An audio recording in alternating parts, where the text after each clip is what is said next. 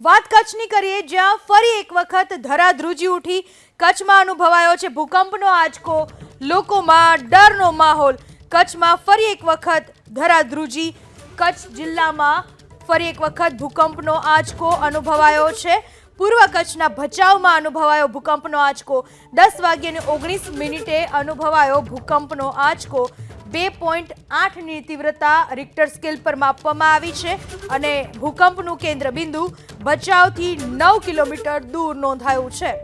કચ્છના ભચાઉમાં ભૂકંપનો આંચકો સવારે 10:19 ભૂકંપનો આંચકો અનુભવાયો છે. રિક્ટર સ્કેલ પર તેની તીવ્રતા 2.9ની આંકવામાં આવી છે અને ભૂકંપનું કેન્દ્ર બિંદુ ભચાઉથી 9 કિલોમીટર દૂર છે. આ વિશે વધુ માહિતી આપવા આપણી સાથે જોડાઈ ચૂક્યા છે મારા સંવાદદાતા હર્ષદ ઠાકોર.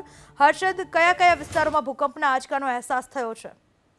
પૂનમ, આજ વહેલી સવારે પૂર્વ કચ્છના ભચાઉમાં ભૂકંપનો આંચકો જે છે તે અનુભવાયો છે. ખાસ કરીને વાત કરીએ સવારે 10:19 ભૂકંપનો આંચકો જે છે તે લોકોએ અનુભવ કર્યો છે. ભૂકંપની તીવ્રતાની વાત કરીએ તો રિક્ટર સ્કેલ ઉપર 2.8ની આની તીવ્રતા જે છે તે બતાવવામાં આવી છે. કચ્છમાં સતત એક જ અઠવાડિયામાં ત્રીજી વાર ભૂકંપનો આંચકો આવતા તો ચોક્કસથી લોકોમાં પણ ભય જે છે તે જોવા મળી રહ્યો છે. ખાસ વાત કરીએ આ ભૂકંપનું કેન્દ્રબિંદુ જે છે. જી હર્ષદ, આભાર આપનો તમામ માહિતી બદલ.